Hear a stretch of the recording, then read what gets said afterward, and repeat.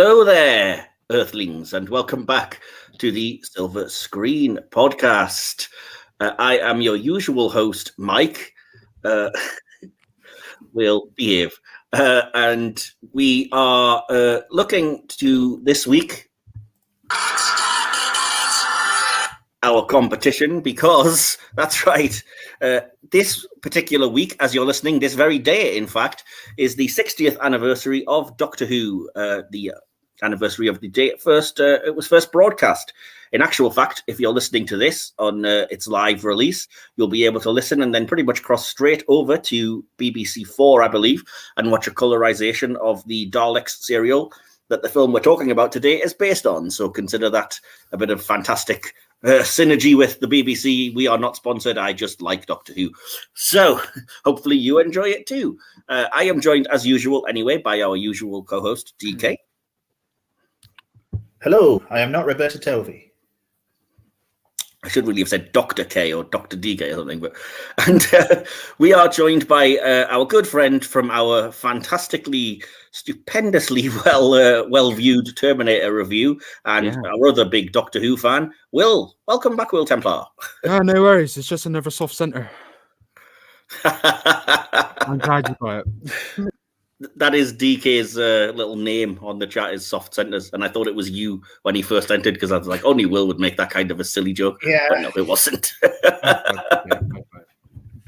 So, if you haven't guessed by now, then we are going to be looking at the 1965 film Doctor Who and the Daleks, an adaptation of the very first Dalek serial from Doctor Who, because we are ostensibly a film podcast, so we're looking at the first big screen movie. Obviously, it's a British movie, still based on the series, but with a few changes that I'm sure we will get into.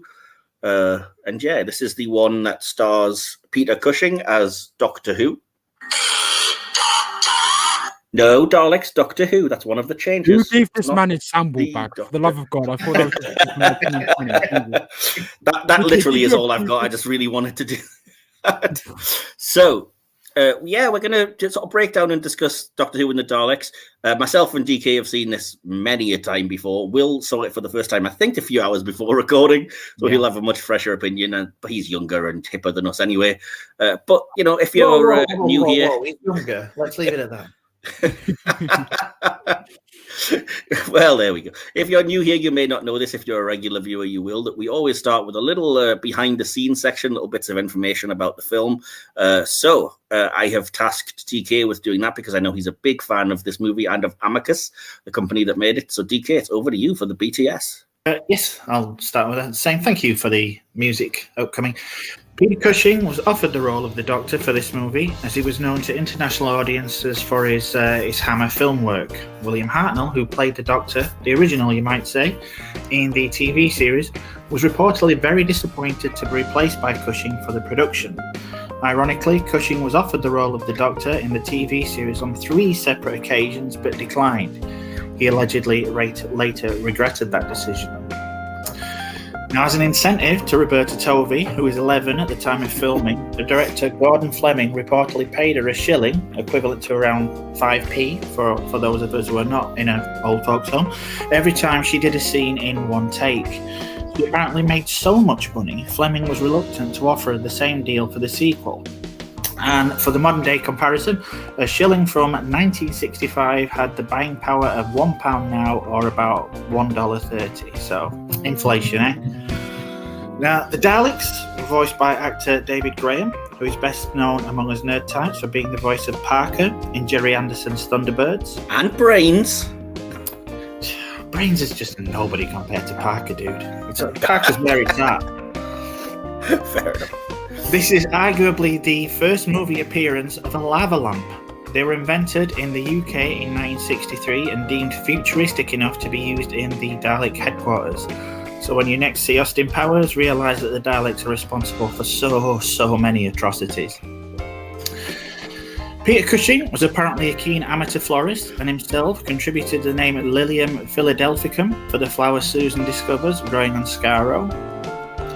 And at the time, although the backgrounds of the supporting cast were changed to make them more appealing to movie-going audiences, the Doctor, or Doctor Who in this context, was pretty much synchronous with the character seen in the TV series, that he was human, implied to have invented the TARDIS, and even referred to as Doctor Who. The revelations in the show that he was a time-travelling alien came later, explaining the inconsistency.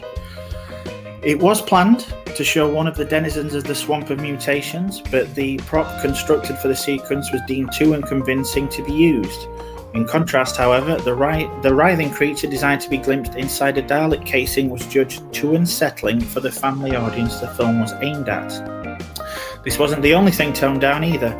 Initially, the Daleks were going to shoot fire and the characters in the movie were going to more frequently scream, but after the script was sent to the BBFC, concerns were raised that these elements would be too frightening and not be suitable for a child-friendly movie, resulting in the fire from the weapons being replaced by CO2 fire extinguishers. Terry Nation's writing credit on the film resulted in many reference books over the years erroneously listing him as a creator of the original television series. So I'm sure he made a bit of pocket out of that. Speaking of which, this is the first of two Amicus Peter Cushing movies, the other being Dalek Invasion of Earth 2150 AD. There were plans for a third film, but those plans were abandoned after the underperformance of the 2150 AD sequel. Now, for years, it was speculated that a third film would have been based on the original series serial The Chase. However, papers uncovered by the sons of producer Milton Subotsky suggest a different take. While there was nothing concrete regarding an antagonist, it has been suggested that another creature could have been used in the third movie. Cybermen, Ice Warriors. It is possible that the third outing could have featured the Daleks once again, but the feeling was, especially after the poor performance of the second movie, that the Daleks were beginning to be seen as a little tired. So, if I may put in here, I did hear something, and I'm not sure how true it is, but I did hear something that they were going to base it on The Chase, but it was going to be marketed as Daleks versus Mechanoids, and that would be the kind of thing they were going with to kind of lure people in. Was, oh look, not just the Daleks. Again, it could be wrong, but I just wanted to throw that out there. Yeah, as I said, it's been speculated for some time. Here's what could have been featured. Well, the provisional title for the third film, and make of this what you will, was Doctor Who's Greatest Adventure, and would have repurposed an old horror movie script whose original title was Night of the Crabs. So, yeah.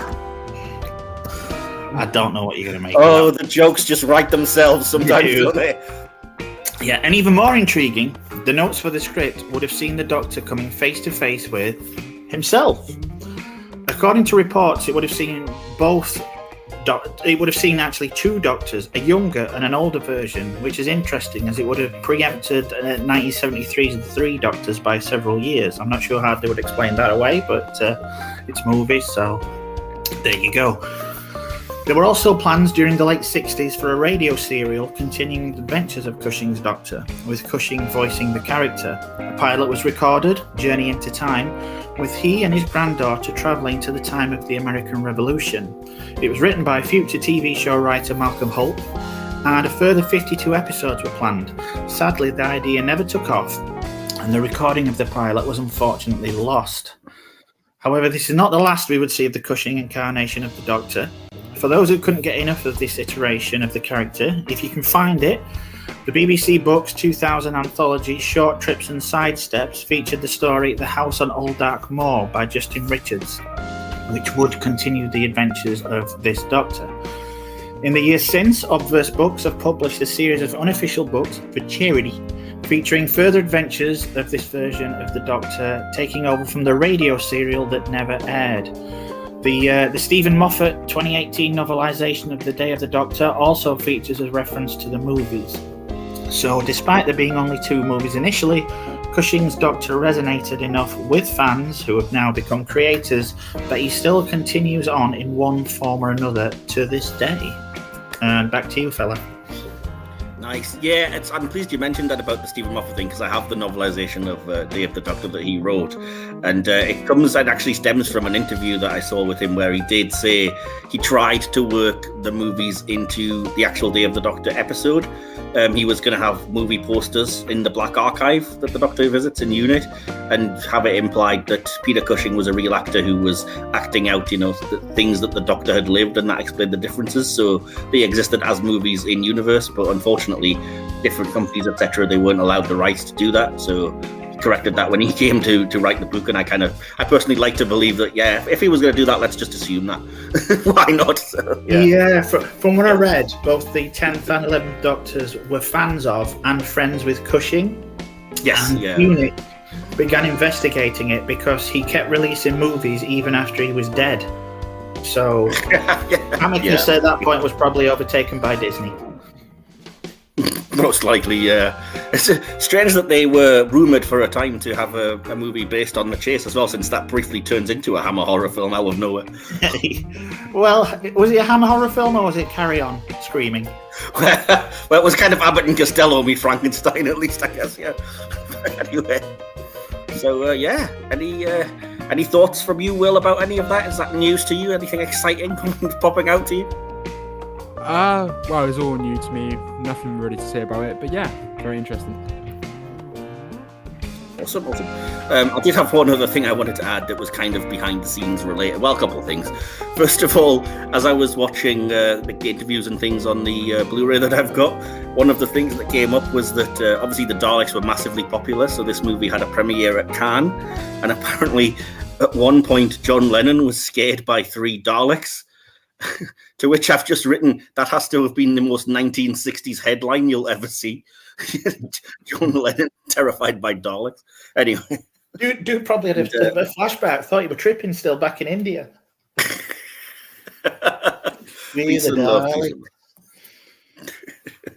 Oh, don't do that. Yeah. I'll get into some other changes and things, but suffice to say that when the film came out, it was not a commercial. It was not a critical hit. Sorry, the critics really savaged it, especially in the US. But it was a commercial hit, and as you say, fan groups and us nerds have kind of kept the love for it alive. So that's why it still prevails to this day. And if you haven't seen it and you're a Doctor Who fan, I recommend giving it a go. Well, it's available nowhere, pretty much. Unless you get physical. Well, it used to be on TV all the time when we were younger. It was the sort of thing you would see on like Saturday afternoons and things. But that's why I had that conversation with you, how you're not going to see classic stories on mainstream TV. And I know you said, oh, what about the Daleks colorization? I was like, yeah, because that's colorization cut down. You're not going to get a black and... Well, it's not black and white, but you're not going to see these films on like BBC One, are you? Because but I didn't say it would be on BBC One. I said they would show it on BBC Four because they'd already been doing that. But they haven't been. They haven't. Yeah, they have. Well, not for the last. They definitely have fairly recently. I mean, well, I say recently. It was probably 10 years ago because it was for the 50th anniversary. But yeah, it'd be great if it was brought back because it was on Amazon, but then they got rid of it recently. I don't see them going along the Whoniverse thing. Perhaps they're waiting for that. I'm not sure if they would have the rights, but it would be nice if it gets added, the 2 films, to the new like Whoniverse section on the iPlayer. I suppose. Keep our fingers crossed because there's some things that are still yet to work their way over there that are coming. I have no idea how ITV have rights to it though. For ITVX, that's how I watched it. That's the kind of place we used to always see it. Yeah.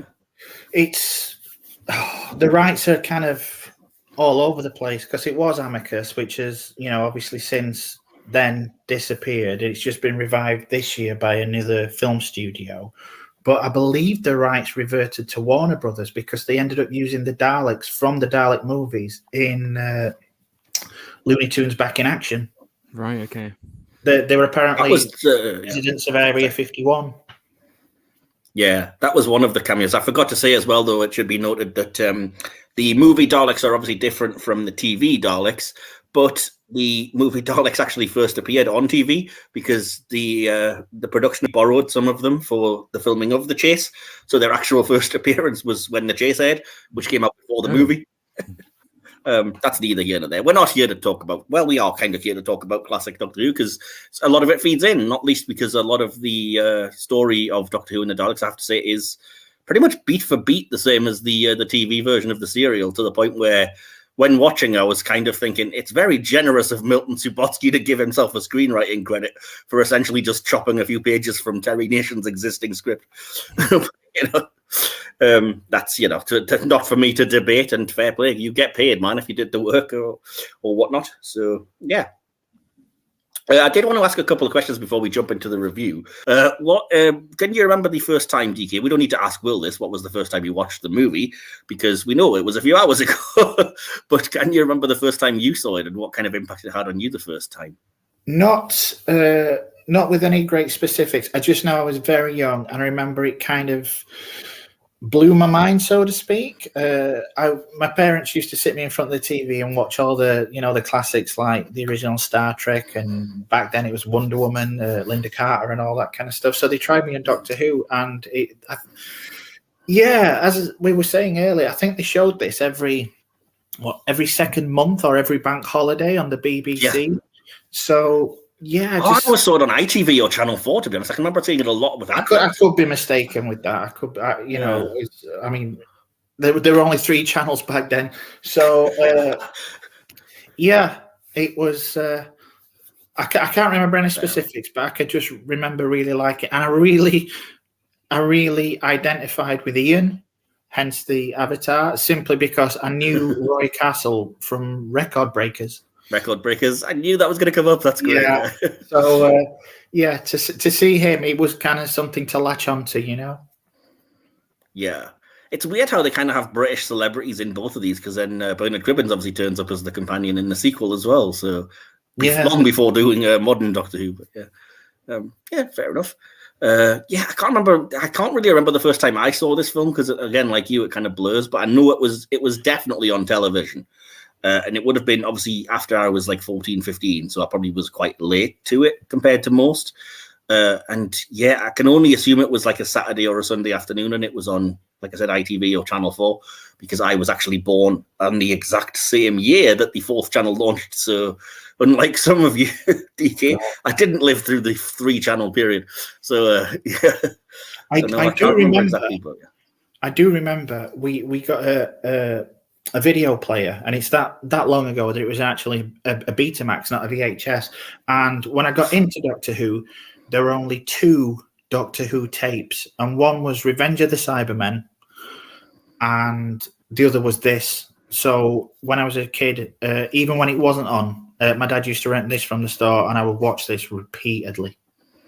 Ah, nice. I do have that with some films, but just not with Doctor Who and not with this. I've only ever really owned it on Blu-ray recently. But although I am interested in the 4K restoration, I'm told it's very good. And obviously, with bright colours and cool sound, I can imagine it would be. So if it comes down in price, maybe someday. We'll wait and see. But yeah, just to remind the audience as well, then, like I said, we're going to be comparing as we go this to the original serial, because it's kind of inevitable. But you can watch a cut-down, colorized version of that, which will be coming on BBC4 as we finish our podcast when you're listening.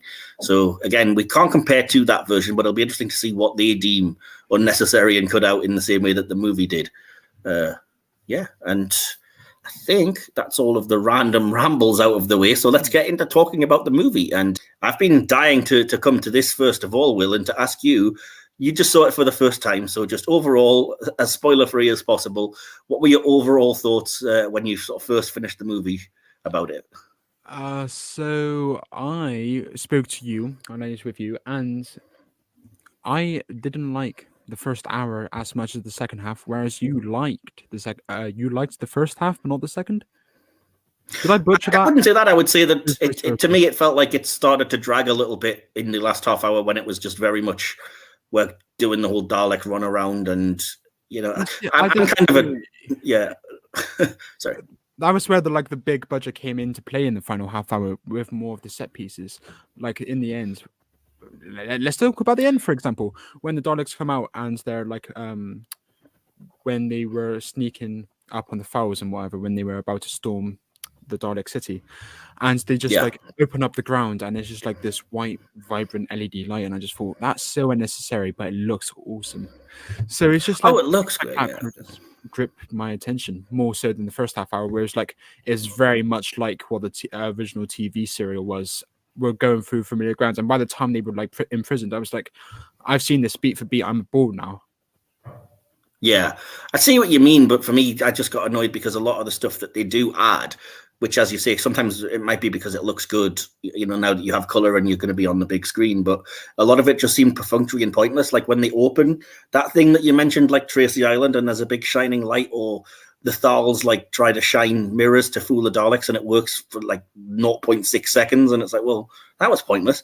And just little silly changes, like we mentioned earlier, like DK alluded to the idea that they try to go through the lake of mutations, which never comes to anything because they couldn't actually afford to show you anything. So some guy just dies from something off screen.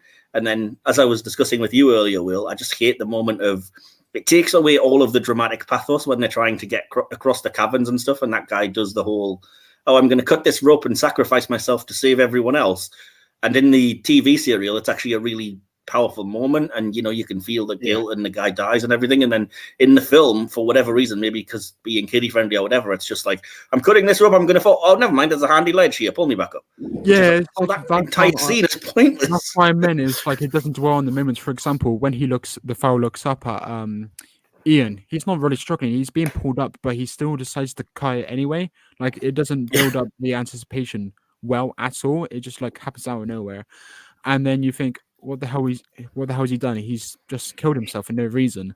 And then like have a cutaway and they cut back to him and it's like, oh, he's alive. And I was like, that is utterly pointless. And it's because that's the first time I think it dipped into the absurdity of the actual absurdity of Doctor Who, like the TV show, in terms of something you wouldn't. I would say that's one of the few things that the serial actually does better than the movie. Because I said that moment is played a lot better in the TV show. Well, that cave scene in general is like a whole serial and a half in the TV show, whereas it's like 5 minutes. Oh yeah, in the film.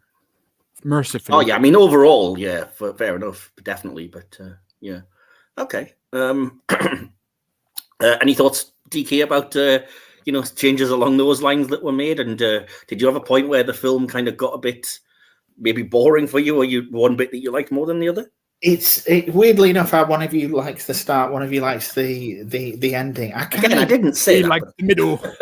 It is. There's a kind of lull in the middle for me, where sometimes if I'm not careful, I can actually just start drifting off. Which I could put that down to my age. One of those films, yeah. It's one of those films, to be fair, where you've seen it enough times. It is comfort blanket type thing where there is a risk of really drifting off. Yeah. It is. It's like when you slap an old episode of Next Generation on or something. You just sat there. It's nice and warm. You're watching it, and the next thing you know, you're late for a recording. Next thing you know, you're waking up after having dreams of being exterminated by fire extinguishers. Yeah. So I'll bring that up actually because it's just come into my head now. That was one of the things that kind of bugged me as well. Was they did mention they weren't allowed to use flamethrowers, which was their original intention because obviously health and safety, and it's not kiddie friendly. It's still kind of they apparently when they burned down the door. Oh, they do, but it's only one, and it's like it's specifically called in to break through the door, whereas it would have been like that's what every Dalek would have been shooting flame. But yeah, supposedly the director Gordon Fleming had said that they did try, or they did look at doing the effects like the TV show, but no laser effect didn't look like ridiculously cheesy. And then when they tried the whole negative effect that they do on TV, it didn't work at all. So yeah, as a result, you have that really stupid. They're just walking around spraying fire extinguishers out of their guns. Yeah. I mean, in black and white, it does look fantastic. I love that original effect. I love it brought back, actually. Whereas with color, maybe it does look a little bit shit. We just don't know. Well, yeah. With what you were capable of in 1965, I don't blame the director or anything at all. It's just a shame that... I don't know. It's just a shame they couldn't have tried a little better, because for me, I don't think the spraying of CO2 does work. It never feels all that threatening, especially when you see... I know it happens in the TV show, but when you see it sprayed on Ian and all it does is, oh, my legs have gone dead for a bit. Yeah. Oh, well, that's not very, very terrifying, but yeah. I thought it could have differentiated a little bit with like perhaps the color of it, perhaps add some steam in terms of like having a difference between stunning someone and killing someone, because like when it got sprayed at the Thals, for example, I was like, come on, get up, it's just your legs like broken. Stand up, you're just stunned, mate. You're not dead. But then he turned out to be dead. I was like, okay. Yeah, it's very weird, yeah, like that. But again, it's kind of like I said, it was appealing, I think, more or trying to appeal to a kid market, and it was riding this wave, which is something else I wanted to ask about actually, because I'm not really old enough to remember, and I don't think even you are, DK, the whole Dalekmania craze. But I don't think you can really talk about this film without talking about Dalekmania, because it is a result of it, and it definitely was at the absolute crest of that wave where, everybody was obsessed with Daleks. Like, you could argue the only reason Doctor Who's still on is because of the Daleks, because of their, they were the second multi-part serial to have aired, and it was the one that captured everyone's imagination. And yeah, the world went Dalek crazy. They make some fantastic documentaries and films about it, which I do recommend watching. But so, DK, are you kind of like aware of that? Was that something that was still going on when you were, coming to this film, or aware of Doctor Who? I wasn't aware of Dalek. The only thing that brought it up to me is I was working at WH Smith during the release of the Dalekmania documentary, and they brought out like some kind of big box set with it, and I had no idea until that point, to be honest. But yeah, I mean, in some respects, and I'm probably going to get flayed alive for this, but in some respects, I think it has been as much of a detriment to Doctor Who as it has been, a bonus, simply because of the fact that, that thing where we just have to include Daleks in every series, pretty much. I could do without that a lot of the time. They're good, but they can be overused sometimes. Yeah. I mean, that's a different debate in terms of the TV series, but I do think, personally, I think it's kind of silly to say that you don't want to do anything with them, because they were that popular for a time. Like, Dalekmania was named after Beatlemania. People were going crazy. They were buying any merchandise, and they were huge. Do you know what I mean? Like, so I don't think it's the audience necessarily like, oh, they just got sick. I think, you could, and I don't think personally I ever get sick of the Daleks. I always love, there's a reason these films exist, and they do still keep reappearing. And I think they are kind of the primary appeal of the film, because when you look at it, even the posters and things, there's no sign of Peter Cushing on them at all. No one cares about that doddering old guy reading the Eagle. They want these brightly coloured things shooting CO2 at everyone. Yeah, exactly. And but the posters, the full colour posters of like just all Daleks everywhere, and there's hundreds of them and stuff. And I think it appealed to kids, because unlike the TV series, they were in colour back then, and they weren't just in colour; they were in full colour. You had the reds and you had the blue ones, and I'm not being funny. I'm not being disrespectful to the characters that died in the story and stuff like that. But it was every kid's dream to just get inside of a Dalek casing and take it for a spin. Yeah, yeah, absolutely. I don't know if you remember. They'd probably gone by the time you were around, because you're a freaking whippersnapper too. But when you used to go into amusement arcades on the coast, they used to, those like rides that they have outside shops where you put 5 pence in and you go on like a little ride. Oh yeah. They used to have a Dalek one. Oh wow. You used to go in, sit inside the Dalek, and it had got like a glass screen, which you presume was the Dalek vision, and you could move the eye stalk around and you could move the arms, and it would just like spin and shout exterminate and stuff like that. And kids just love that kind of stuff. So I can understand why they appealed so much. Yeah. Oh, I definitely recommend, if you have a chance, to watch the Dalekmania documentary. It was packaged as its own thing for a while, but I think in fact, I know it's a special feature on the Blu-ray that you can get of the movie of Doctor Who and the Daleks now, because it's like an hour-long documentary, but it's fascinating because a lot of the toys and things they make are just so lame looking to us now. Like, they would never fly, but everyone was just like, oh, it looks enough like this thing that we love. And, they had inflatable ones and little corgi toy ones and all sorts. It's, just fascinating to watch the impact that it had. I used to have a red Dalek, a red toy Dalek, that when you press the button down on the top, it would scream exterminate. I don't doubt that for a minute. The eye stalk and the arms had all broken off. It was just like, a screwball thing with batteries that didn't really work anymore. Yeah, it's weird though, because I think it's a very generational thing. Like, Will, were you aware of this like level of Dalekmania, or is it just the sort of thing where now you're like, oh, the Daleks are appearing all the time, and I'm sick of it. We don't want to watch them, kind of thing. Well, I knew the Dalekmania thing was a thing in the 60s, of course, because of like Phil Collins. I remember hearing it. You were watching the movie, did you think, oh, the Daleks, why didn't they have a different enemy? Or were you like, oh, cool, Daleks? You know? Well, if I'm watching a film called Doctor Who and the Daleks and there were no Daleks, I would be literally disappointed. Well, yeah, obviously, but I mean, like, for Doctor Who's first big screen type thing, does part of you think, why didn't they What else adapt? would they do? I don't The know. fucking monoids. I was just going to say, I was going to say, why were you like, oh, I was hoping to watch Doctor Who and the Void or whatever. No. And who wouldn't? Commercial appeal.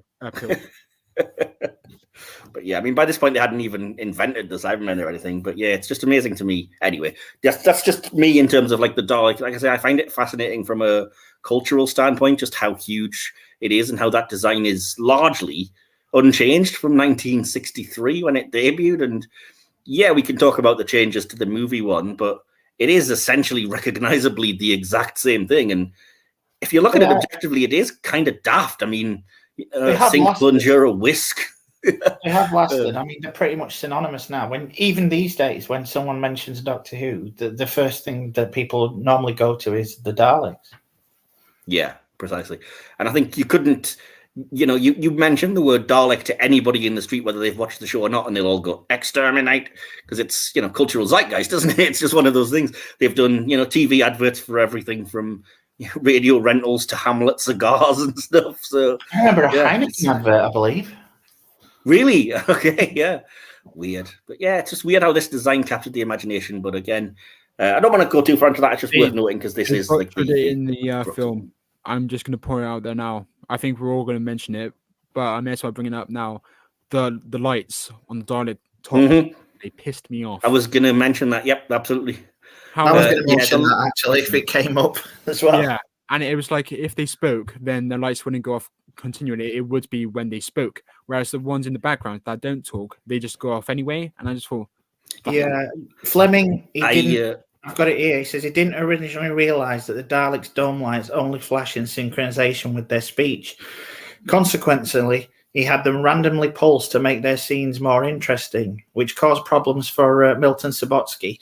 When the film was assembled in post-production, editing the footage meant that he had to severely rewrite some dialogue to fit the flashes, which resulted in unavoidably staccato delivery for the creatures on occasion. Yeah, it's David Grimm I feel for, because trying to fit that into random flashes when, you've got 4 words and 17 flashes, go. But yeah, I do mention that in my conclusion. I'm sure I'll get to it later. But yeah, I think from a nerd level as well, I just think the dome lights are too big.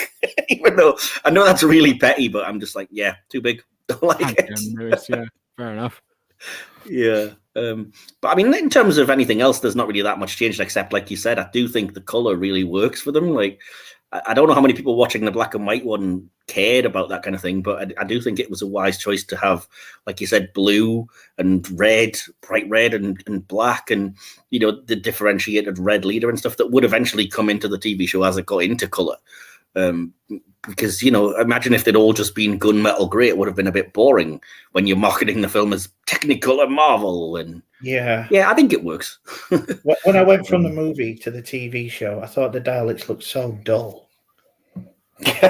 I like them, don't get me wrong. It's amazing that they're okay. I mean, they're never going to be on a parade on Broadway. They are essentially Nazis, so gunmetal grey is the way to go. But when you come to that from bright Technicolor stuff like that, it does come across on occasion like a bit of a downgrade. I have to disagree. I think they've never been more menacing than their first ever serial. My profile picture, that moment in episode 1 or 2, I think it's episode 1, where Barbara is trapped. I'm so glad they didn't replicate that in the film, actually. Because there was a moment where they would all the doors were closing, like in the first 20 minutes. And it's like, okay, this is going to be like the cliffhanger where the Dalek comes in, is trapped them all, and then it just never came. I was like, that's really disappointing because it's a very fine line though, because you say it looks terrifying. I say it's somebody waving a sink plunger at an actress. Do you know what I mean? Sure, it's an iconic moment, and if you buy into the world, it does work, in my opinion.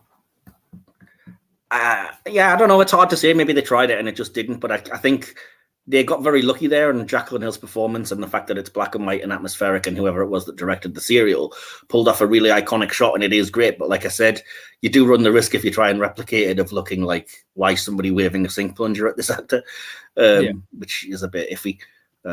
Yeah.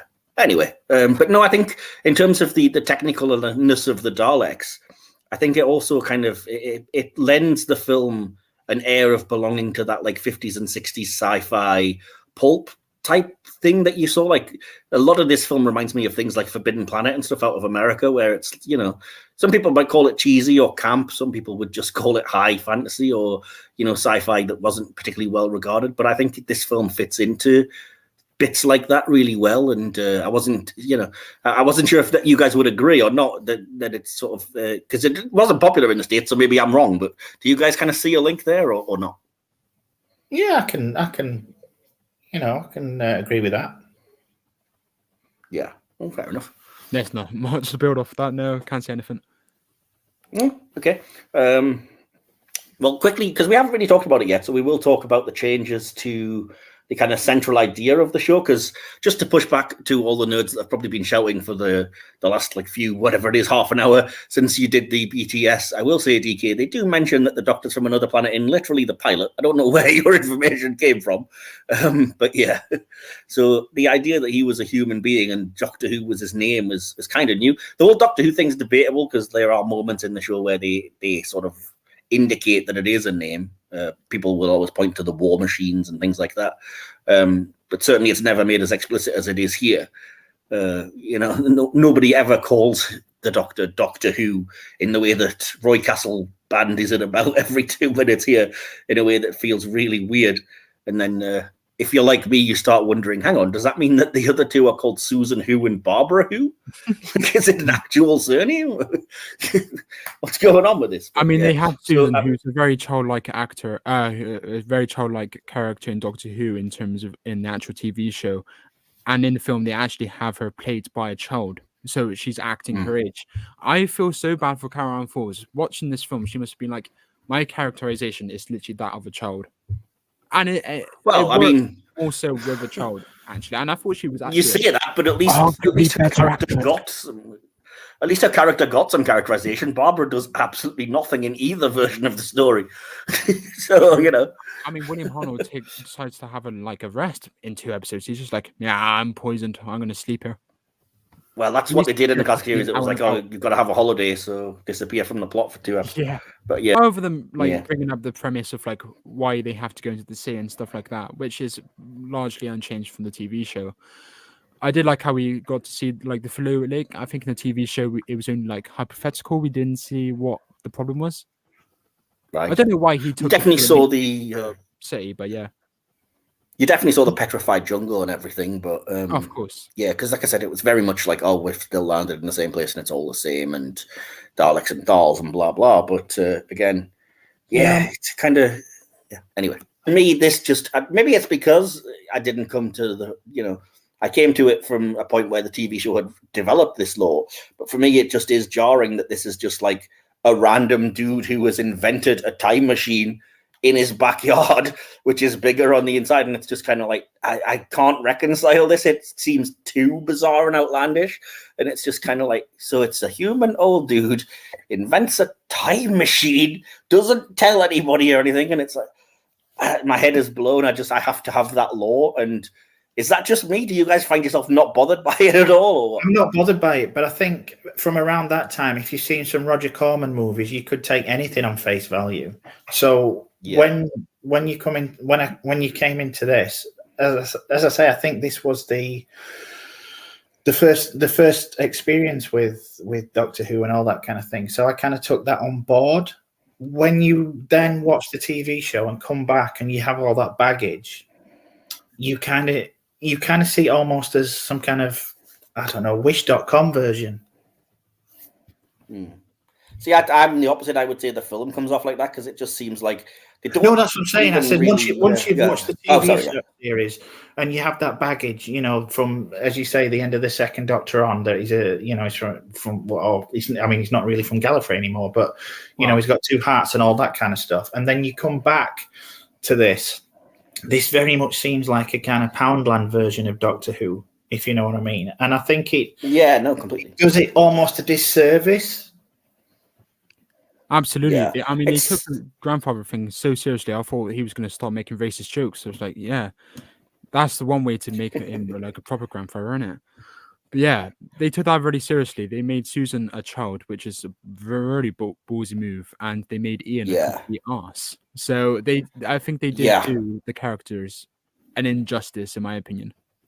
And when you lack of development as well, like you said, Michael, with Barbara. Oh, completely. I mean, Barbara is completely pointless in the movie and in the serial. Like I said, she's there to scream on a couple of occasions, but yeah, it's weird because I was going to say, to me, it kind of jars that they don't bother explaining little things like why is TARDIS, which by the way isn't named the TARDIS, which again bugs me. For me, yeah.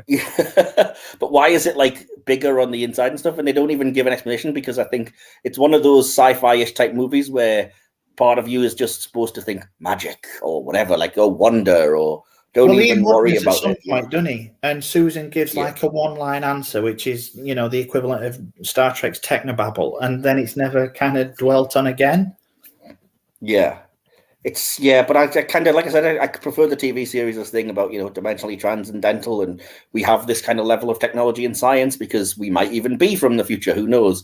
When it's just, a doddering old granddad has invented a time machine and broken the laws of dimensionality and stuff in his backyard. I mean, I get it, because you have to get to the story, and you're adapting the second serial as well as having to do the things that, the very first pilot episode does. So, and, audiences probably would have been like, get to the Dalek planet or whatever. So I get it, but yeah, it is just jarring because, like you said, it feels like, you can tell from the marketing and everything as well, it feels a lot like they're just like, well, we need to have Doctor Who there to get there, I guess, but then we don't really care about the character all that much.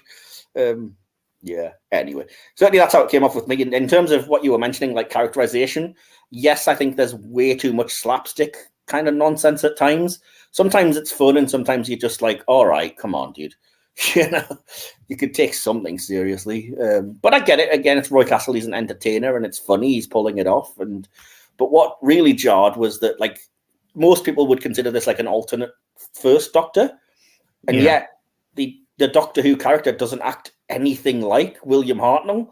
Like he's if anything, he's probably closer to the Patrick Troughton version. He's constantly like impish and wandering around and yes, and like I'm like he's like Willy Wonka when he should be like the grumpy, like, don't do that kind of thing. But I think they were going for a more child friendly, kind of aspect to it. That's and I think that explains the slapstick as well. I mean, you've got to look at it this way. Subotsky and Amicus were well known at this point for doing horror movies. Yeah. So when you're going to switch and do a child-friendly movie, and especially around that time, when in the 60s, you got your Carry On movies and all that kind of thing. But, obviously this didn't do well in the States, but in England at least, you've got that kind of like cheeky humor. And I think in order to get it closer to family fun, they're going to inject a lot of kind of things for the kids, basically. And I think, what would look like a misanthropic old bastard as a doctor, I don't think that would work. So I think they were, I don't mind Cushing's character in this. Here's the thing: by the time this film was coming out, you were getting towards like William Hartnell's final series and whatever and stories, and I think by that point, by season 3, he was far more joyful and cheerful and much more like the movie portrayal. Because in series 3, you have like serials like the war machines, you have the gunfires, serials where he's like really joyous and like full of life. The Daleks, this is a weird thing, but again, it's quite nitpicky. The Daleks point out that the prisoners are intelligent and dangerous, but they're going to keep them alive because they might be useful. And I'm just like, this seems an awful lot like, you're keeping them alive because the plot's demanding it. And then as soon as they do escape and there is a threat, it's like, now you can kill them. Oh, yeah, now you want them dead, that they've actually kind of mucked you over, I do like the scene, and I think it's in the TV show as well, where, they ambush the Dalek, working out that they're using static electricity, and they ambush it and then take the creature out of the case, which is really cool when you see the glimpse of the claw. it's good that the film remembers that they're cyborgs. There's a living creature in there, and then you get the cool scenes of Ian riding around in the Dalek casing and then getting stuck, and the Daleks breaking through the door. I really liked all that. I thought that was played for the perfect level of tension, and again, for me, I think does it better than the TV show manages from memory, because I'd never felt that level of like, oh, countdown, he's going to get exterminated, they're going to bust through, and the cool moment when you see them shoot at the Dalek casing and you think he's gone, and then nope, the elevator's moving, so he's on the lift and he's up there with them. I did wonder if that was just written in, like the elevator bit where he couldn't get into the elevator was written just because the set was like faulty, because they didn't get the lip of the lift right with the set.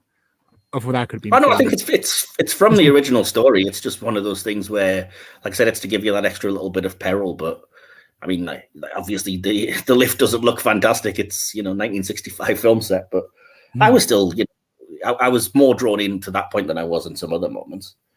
I do like as well that the Daleks, just like in the TV show, are so petty that when they realize they can't get out and survive on the planet, their solution is fine, atom bomb the whole place. Then if we can't get out there, nobody's getting it.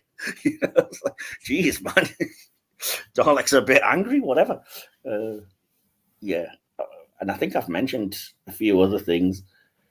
That was the other, related to what I was saying earlier. There's a line where the Dalek actually says to Doctor Who, "We do not believe you are capable of making such a machine." And I've just written, "Yeah, me neither."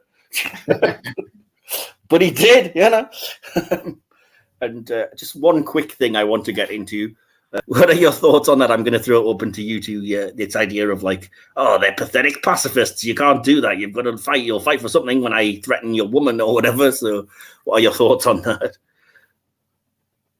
I mean, it was a different time back then. We'd only been, 20 years outside of World War II, where the prominent thing was, you had to fight for your country, you had to fight for this, you had to fight for that. It was seen as very much a patriotic duty, whereas now it's more a case of, I don't want no part of that. So the one thing where, he goes over and takes the Thal woman and, provokes him into saying, see, you will fight for something. It's just very much of its time. Like I said, I class it alongside those Carry-On movies I mentioned earlier. I don't get bothered by that because, like you said, it's of the time and I kind of get what they were going for. But there's a little moment later where it's like indicated that whatever his name is, Aladdin or Aladdin, has now changed so much that when one of the Thals is trying to be cowardly, he gives him a slap. And I'm like, all right, come on. You were saying the same thing like 20 minutes ago. Come on, dude. And now at that point, you just imagine Miguel Ferrer from Hot Shots Part 2 saying, "War, it's fantastic." I have changed my mind. Yeah. Fighting is definitely the best thing. What is this? This is awesome. Give me a break. Exactly, yeah. Oh, I do love your obscure film references at times, DK. Yeah, I just said, related to what you were saying about how I didn't like again, I wouldn't say I didn't like the end part, but I like it less. To me, again, when I look at my notes, I've just written that it's very much like we're running around, we're getting captured, we escape, and it goes like in a loop. And I'm like, all right, the TV show does this a lot, especially when it's got like 6 or 7 episodes to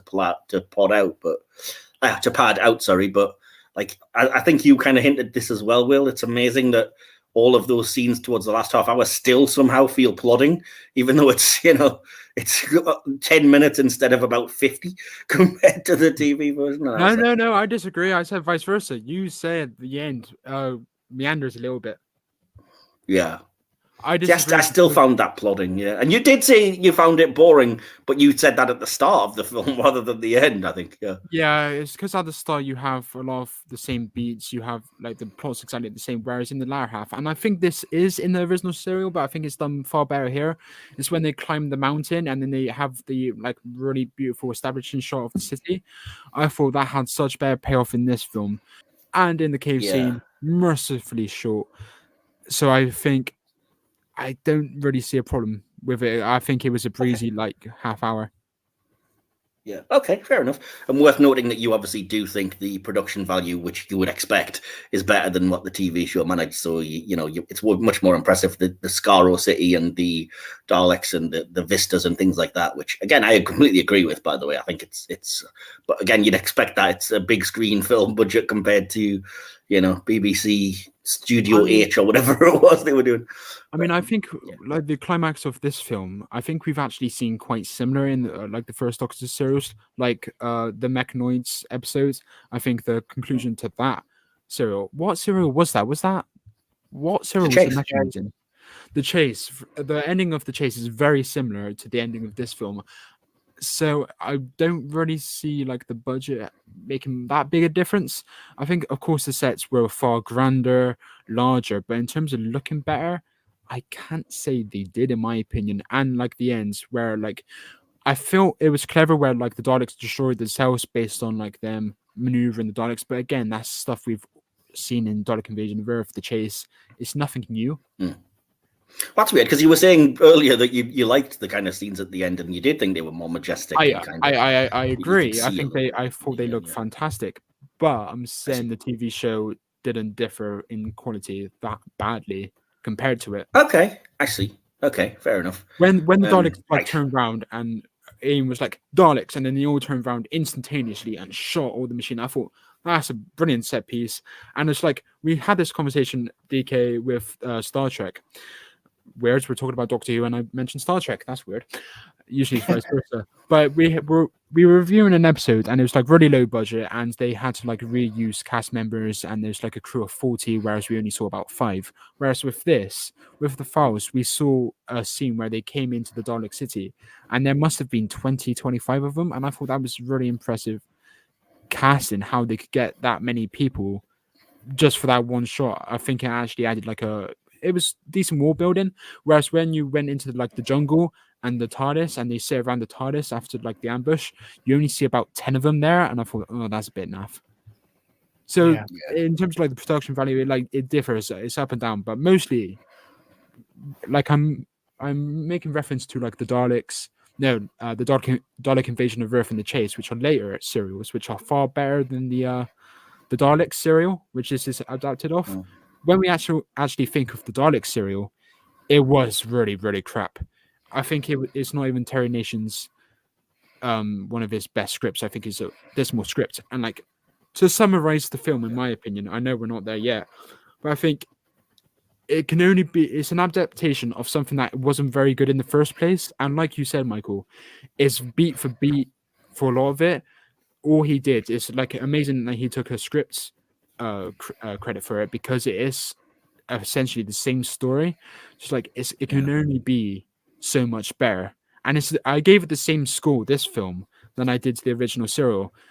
Yes, it's better. Yes, it's got better production values, but ultimately it boils down to the same things, and that's the problem. It didn't do anything new. That's why that stand out to me, like the ground opening up. That doesn't happen in the serial. That's something new. That's why I prefer the second half. Hopefully that makes sense. I see. Yeah. No, I see what you mean, and I would say, because it is related to the writing, so it makes sense, absolutely. And I would say that the overall story is weak, which is way more evident when you take it into a 7-part TV show. But I do think there are parts here that are great. It's just that the whole is not greater than the sum of its parts. Like I love individual scenes and moments and things that they do. Like I said, like the prison escape or escaping up the elevator or the actual, arriving on Skaro and things like that. I think there are some great moments that they execute really well. But like you said, the overall plot that it's all hinging on is very much, okay, this is. So this, like you said, it's kind of, it was retconned by Terry Nation when he wrote Genesis of the Daleks, because as an origin, it kind of isn't that good. So yeah. Anyway, but would you agree or disagree, DK? Yeah, I kind of see the positives and the negatives in both. Yeah, that's all I can say really on that. Yeah. Okay. What was I going to say? So yeah, the last thing that I have about the writing that I wanted to talk about, because you kind of said Will, when we were texting back and forth as you watched, you said, "Is this the worst ending of any Doctor Who thing ever?" And I was like, "I've seen worse." It was an attempt at a joke that I think falls completely flat, especially when you've had so much silliness, and it's another just like, oh, groan.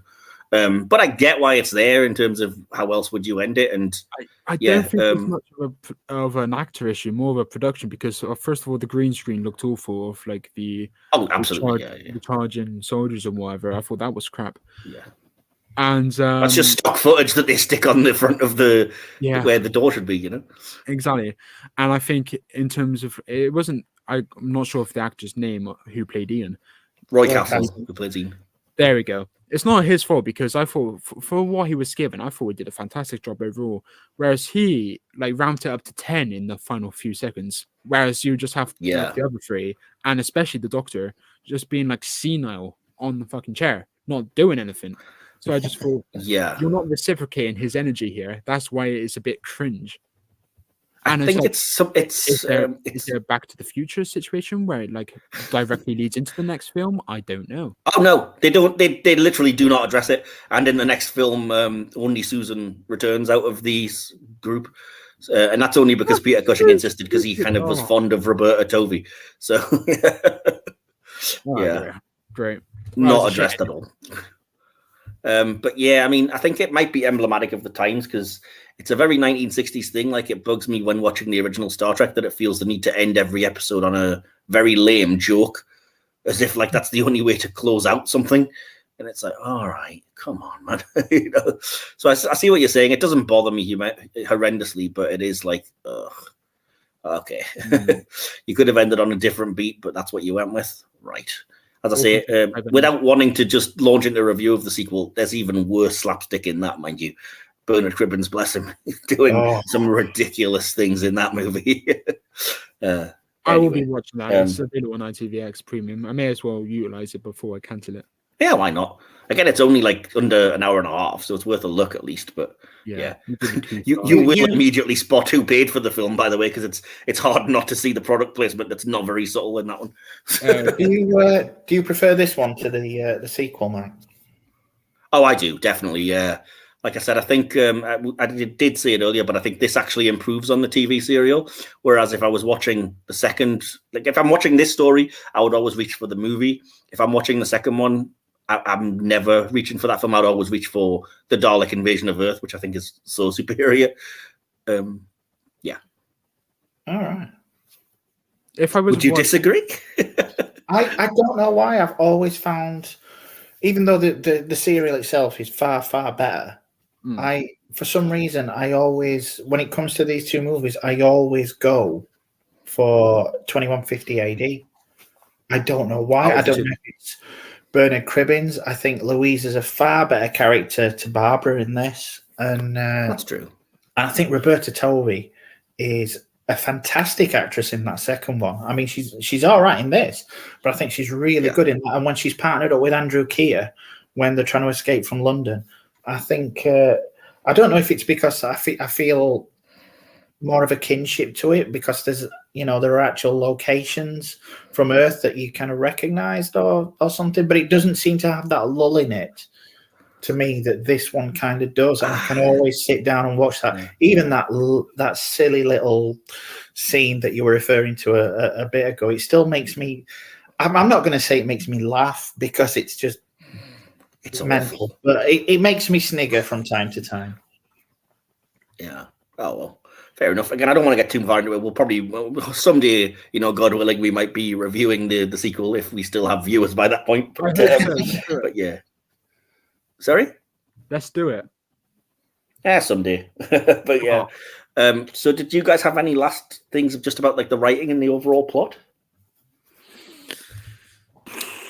It's very samey from the original show. Yeah, I don't think there's much you can say, because we're pretty much... It's a bit paper thin, isn't it? Yeah.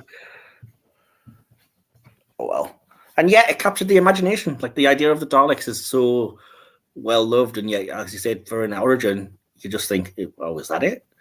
But anyway. I do wonder, it does make me wonder what was it about them that captured the imagination? Because to me, I think it's entirely the appearance. It has to be, because it can't be their attitude.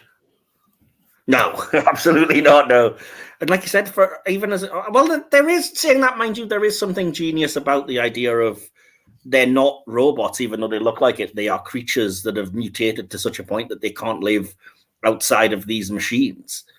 You know, that is, it's not, you know, with 60, 70 years, whatever, of sci-fi, it doesn't seem that groundbreaking, but it probably was in the 60s, and it's like, oh, okay.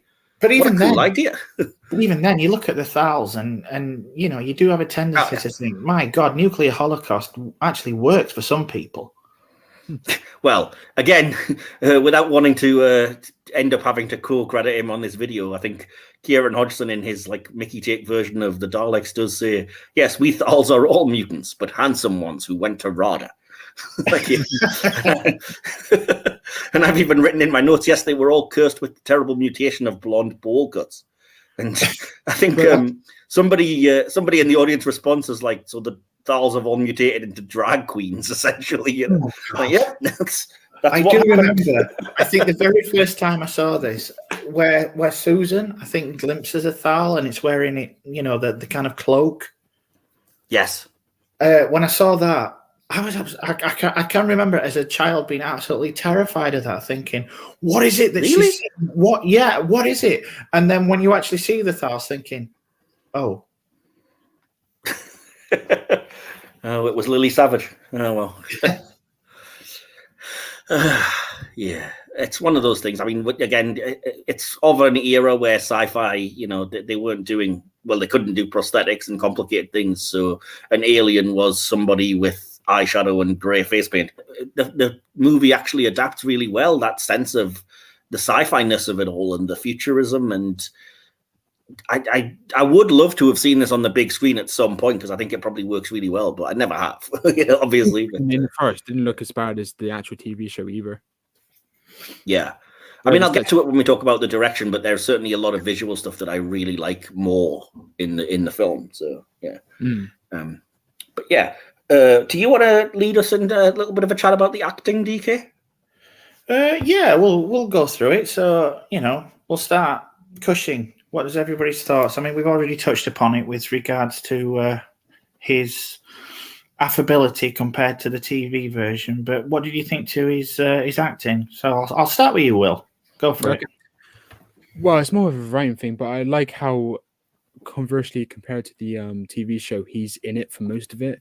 He's actually like the driving force of the movie, in my opinion. Not Barbara, but him.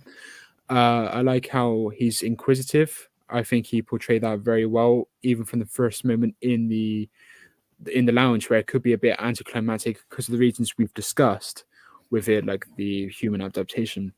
I think he still has the Doctor's wismic energy, and I think for the child in me, that was like really appreciated. And I don't think there's a moment in the film where I think he breaks character or anything like that, or he loses like his stride, because you always got the sense that he was endearing towards Susan or Suzy. Is she even called Susan in this film? She is, but he calls her Suzy the entire time. Yeah. Yeah. Okay. So he's got the endearingness that William Hartnell had sometimes towards Susan, and he also has the inquisitiveness William Hartnell had, and I think he played up to the laughs a bit more without going over the top, which I thought was appreciated. And he, like, when Ian was doing his own thing, being a bit chaotic, he just like gave like Susan a little smirk. It's like, what the hell is he doing? And I just noticed those little nuances in his performance, and I thought, yeah, I thought he did William Hartnell honor in his performance, in my opinion.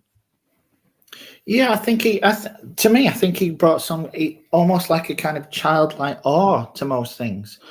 With regards to the relationship, as you say, there was more of a kinship between him and Susan. I think they felt very much on the same level for a lot of the time. Susan's young, but she's very advanced. The Doctor, he's kind of old, but he seems very kind of childlike, very, I'm not going to say naive, but he has that sense of wonder where he's exploring. Yeah. I've just written the word impish. I think that kind of sums it up, doesn't it? He's very, anyway, Go ahead, Will. Yeah, you applied scientific logic to most things, so I wouldn't call it naivety. You still had the sense that he was like the super genius, and I think you raised an excellent point about Susan. I think the characterization here of Susan is far better than what the show gave her, and that's why I felt really bad for Carol and Ford, because they gave a young actress far better stuff to work with.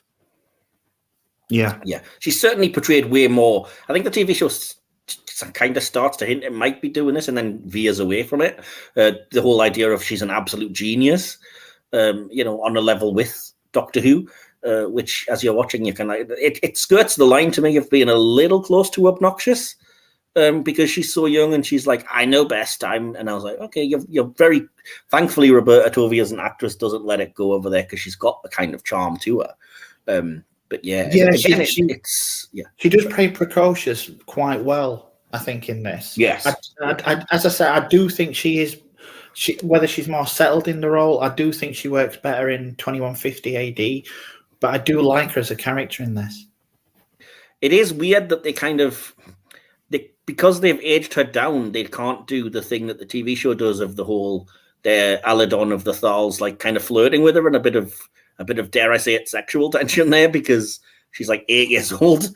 So when she's supposed to have been bonding with the Thals, I did find that a little jarring, because I was like, yeah, I'm still aware of where this comes from, and because you can't do that, I'm just like, what is this weird dude doing hanging around this little girl, Yeah, but when she did get taken by the Daleks to go over to the to see the Thals, I did kind of get the subconscious instinct that she'd be okay, because by that point I thought she's very intelligent, she's very inquisitive, she knows what she's doing, she knows her surroundings, she's already been into the Daleks room, and then she nabs the pencil and chucked it into her pocket and was like, okay, I sense that she's on the same level as the Doctor. So when she did go, I was never worried for her, even though the TARDIS doors opened, which I didn't realize that would happen even for a phone. It's yeah, I mean, a humanoid creature can turn that knob, but the TARDIS knob isn't meant to be touched,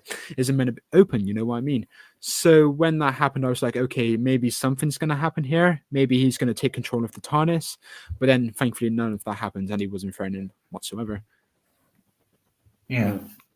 And what about you, Mike? We didn't really ask you about with regards to Cushing. What are your thoughts on Cushing? No, I kind of said it all amongst the writing. Like I said, I think it's weird because I think he's not good as an adaptation of the William Hartnell Doctor, but he has elements to him that I prefer in other actors that have played the Doctor, if that made sense.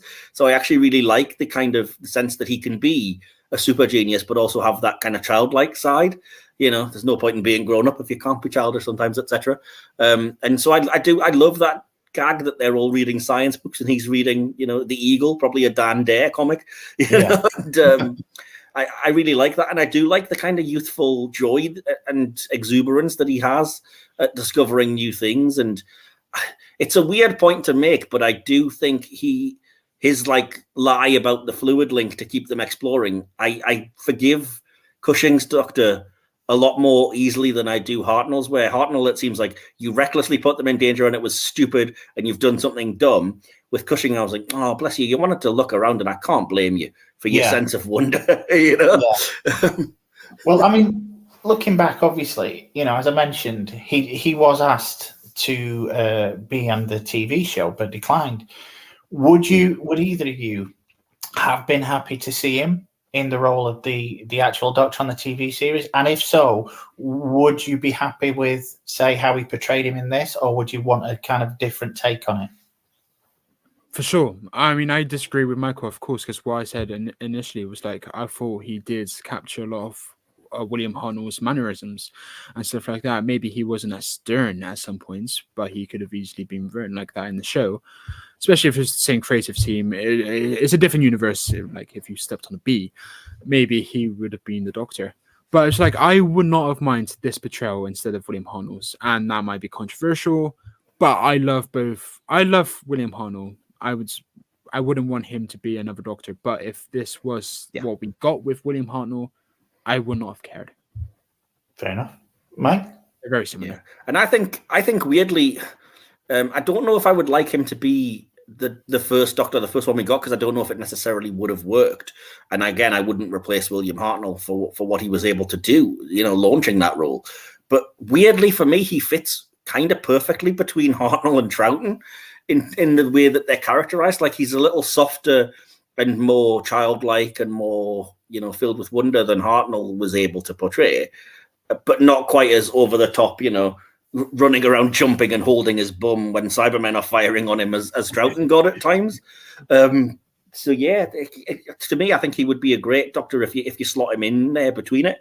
But I will say, I think he also needs the younger Susan to have that kind of, Penny and Inspector Gadget dynamic going on. Otherwise, he's just going to come across as a bit of a buffoon.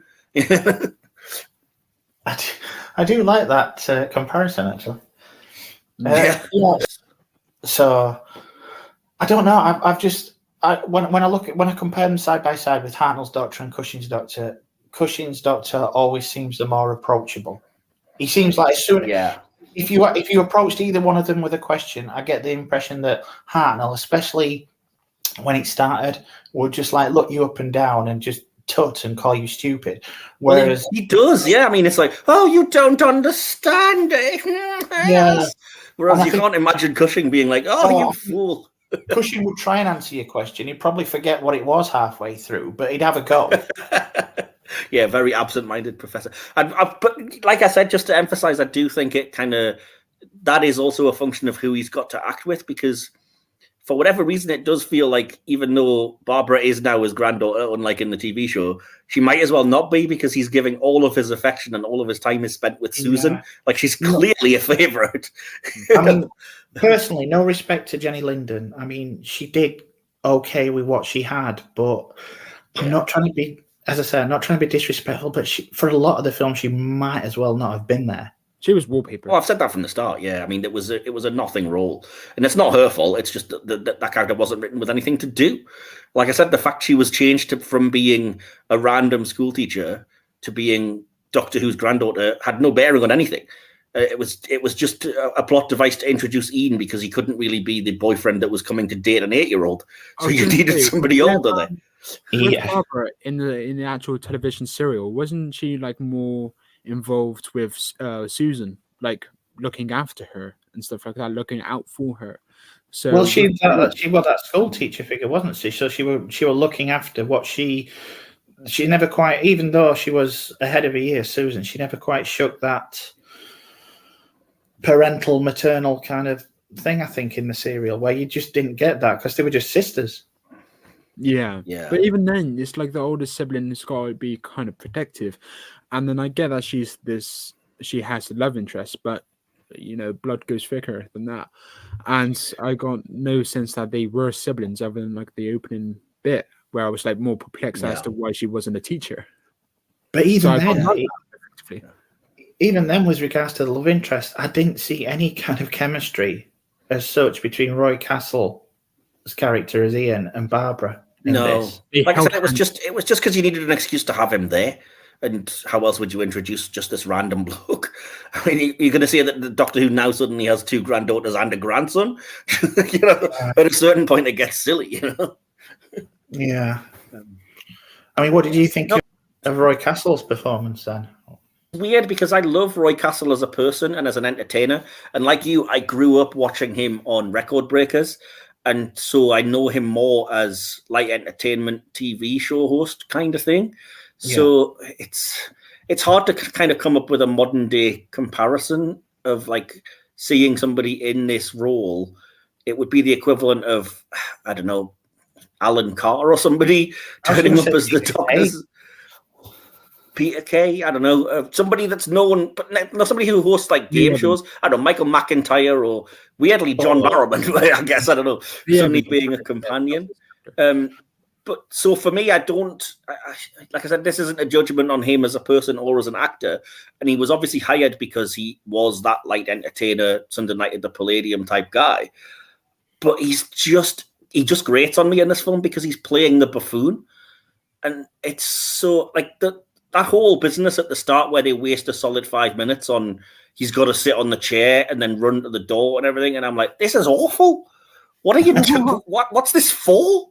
Oh man! No, but that like gave you like a natural segue into like showing him the gizmo, and they wasted no time in getting to the TARDIS. No, but I want about when they get to Skaro and you've got the automatic doors, but you have to sit on the chair, and the door opens, and like he does this whole knockabout slapstick, like sit on the chair, up, run and try and catch it, up, sit, up, run. And I was like, find something heavy, put it on the chair. It doesn't take a genius for crying out loud. I think again, it's that kind of childlike aspect. There's only one kind of child character in this, and obviously they can hold their own with any adult in the room, perhaps more. So you've got to have that kind of character that a child can identify with, and I think he plays that one quite well. It might not work in terms of adult logic, but I think it gives something a kid, and especially me as a kid, because as you said, we did watch him on Record Breakers, someone to latch onto, if that makes any sense. I think that's the thing. I think it will depend when you've seen the film as well, because you probably saw it as a child. And like I said, I was probably 15. So as a 15-year-old first watching this, I'm just thinking, I'm just picturing you as like Kevin from Kevin and Perry now, mate. I was never that even remotely cool, believe me. It's more like Will from the In-Betweeners, to be honest. Here's the thing with Mike. I do agree with Mike in terms of I do think his performance can be a little bit grating, but that's mostly due to the writing. Like there's some brilliant moments where he's far more toned down than by the end when the slapstick comes back in when he walks into the TARDIS door. I thought that was hilarious. And then 1 minute later, you just have him prancing around the TARDIS for the materialization. I thought, okay, now you're going back into absurdity. So it's like a fine line that they never quite got.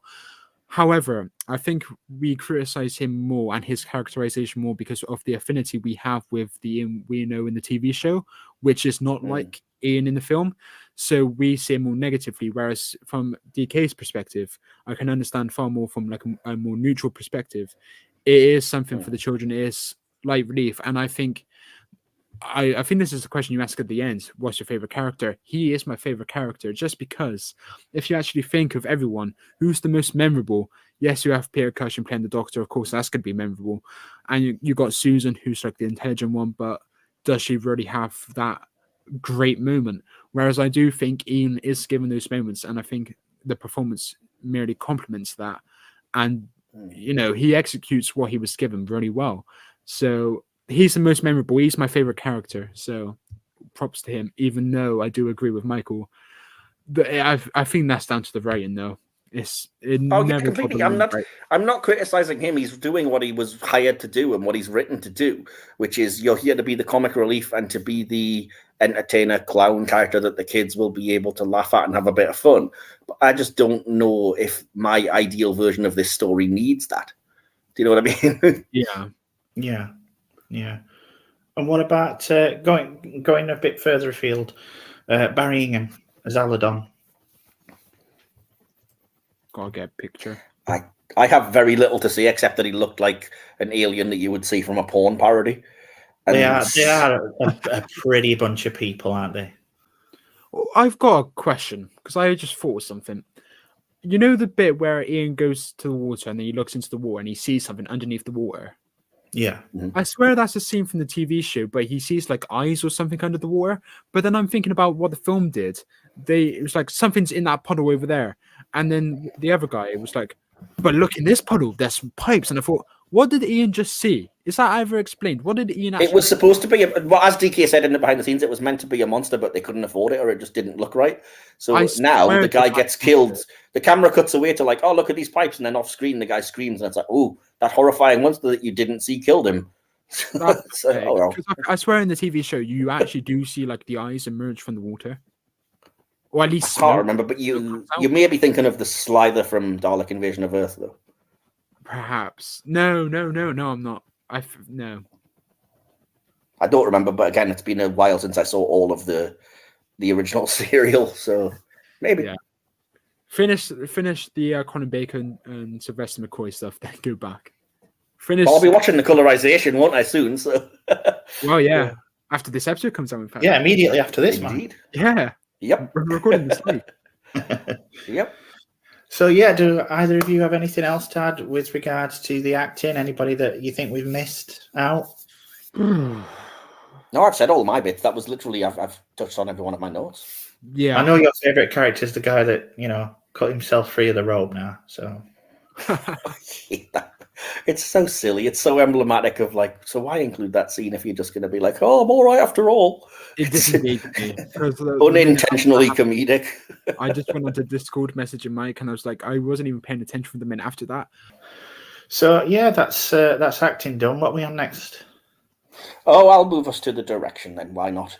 Go for it. Yeah, obviously the director of this was Gordon Fleming, who, if you don't know, is the father, or was the father, he's passed away, R.I.P., but he was the father of the actor Jason Fleming, who you will almost certainly have seen in something. He's often turning up in Guy Ritchie movies. He was in the abysmal League of Extraordinary Gentlemen movie. He was in X-Men First Class. I think he's been in a couple of other Matthew Vaughn stuff.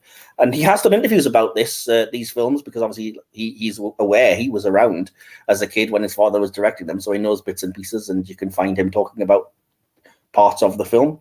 In terms of directing overall, we've mentioned already, I think the film makes great use of the fact that it is Technicolor.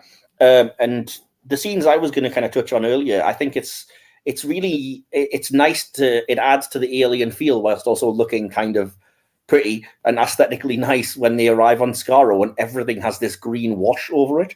And I was like, ooh, that's a nice touch. The TV show couldn't really, in black and white, you can't do that. I mean, they try something similar with the Web Planet and the whole Vaseline on the lens to make it look alien, and it does not work at all. So, yeah. Which is an opinion you didn't have until last year, until you rewatched it. Before then, you thought, yeah, I know.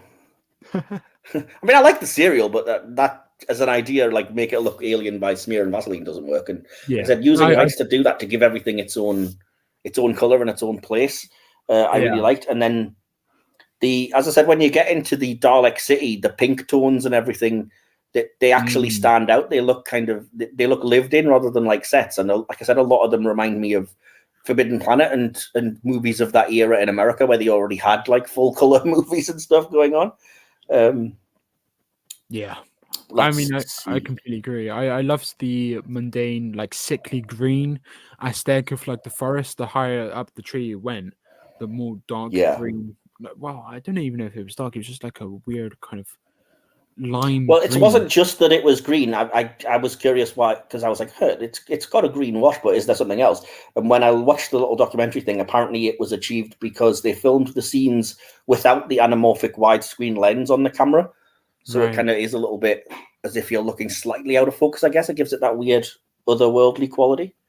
Maybe that's the reason why I think the blue screen worked more effective in this, because perhaps the background was a little bit more blurred, so it took your attention away from the obvious facts that in the TV show it would have been a green screen, whereas I got the sense that it was a blue screen in this just because of how it looked. It looked a little bit different. Yeah. And I thought, for the most part, that was really effective. You obviously realize it's a set and not a planet, of course. Yeah.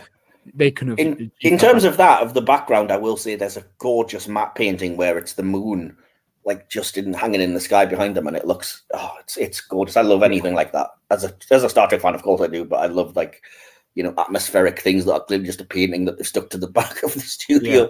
And I do like as well how they made it a bit more three-dimensional. Before the big reveal of the city, you could kind of glimpse through the trees, foliage, and you could see a little bit of the city. I thought that was fantastic for just setting the scene, the surroundings of where you are.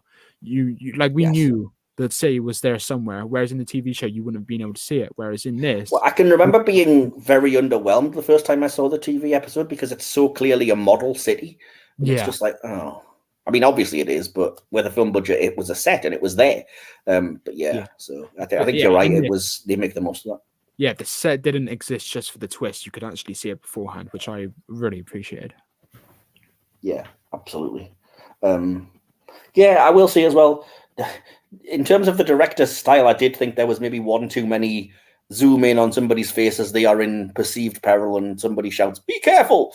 But again, I think that was more the way filmmaking was in the 60s, especially for this kind of what would be regarded as a kind of family high adventure film.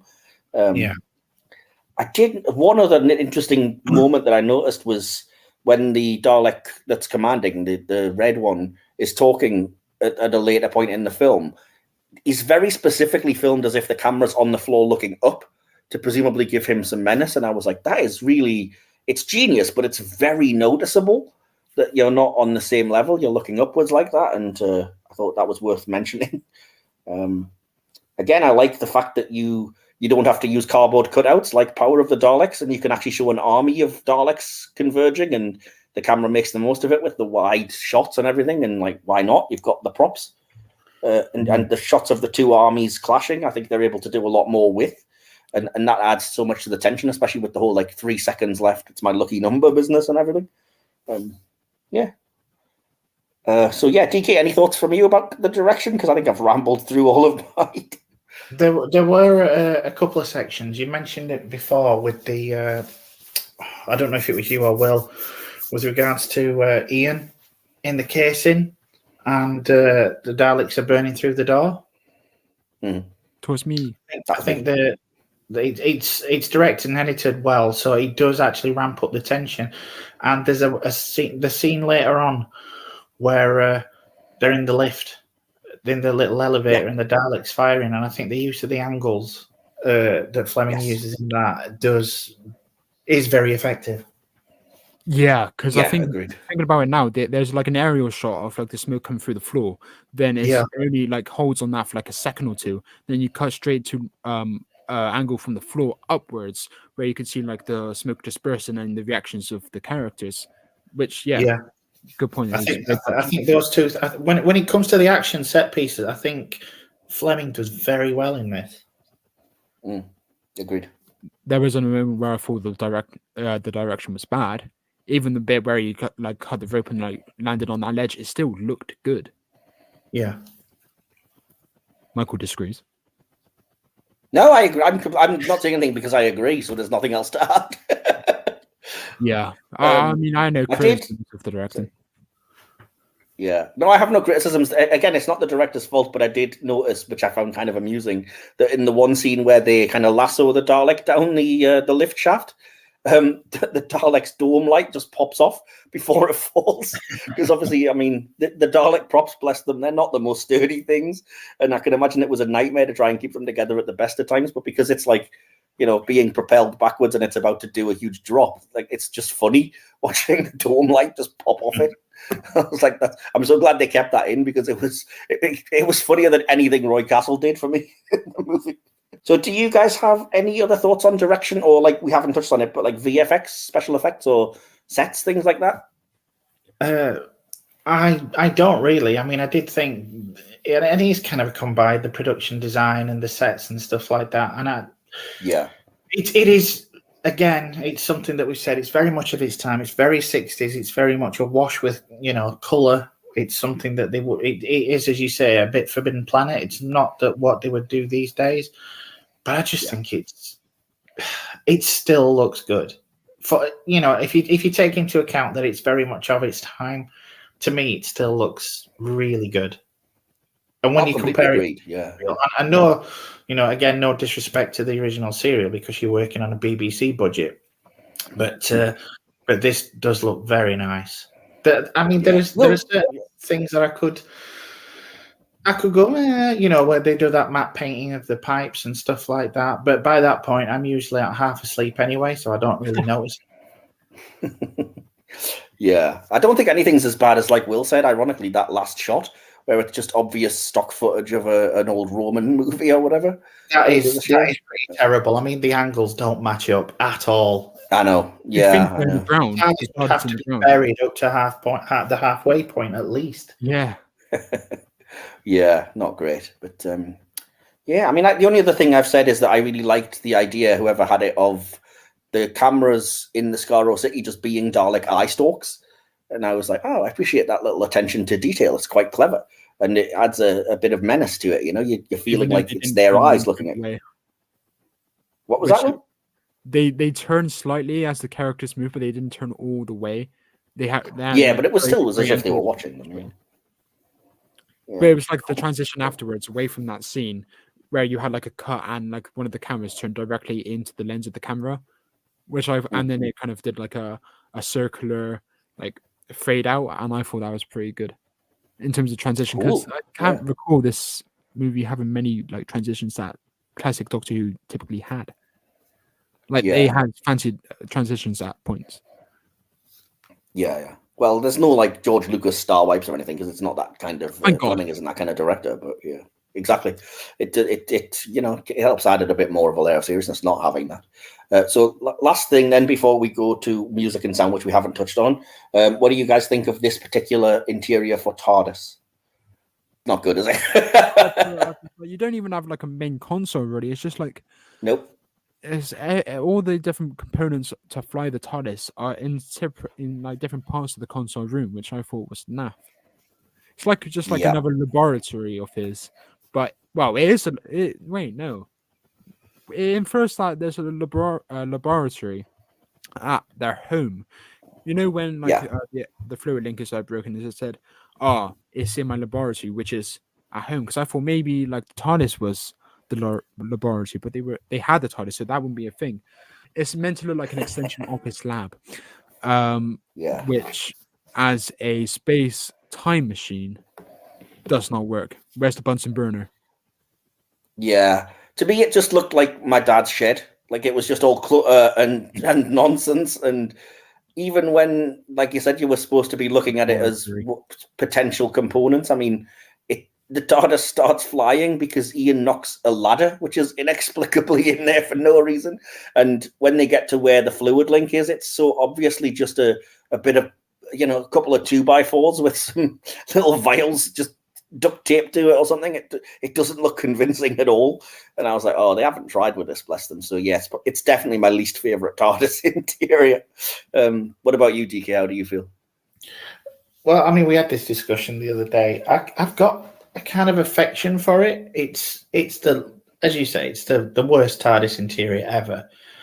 But I still kind of grew up on it in those formative years, and it reminded me of my spare room. So it was excellent for pretending the spare room was a TARDIS.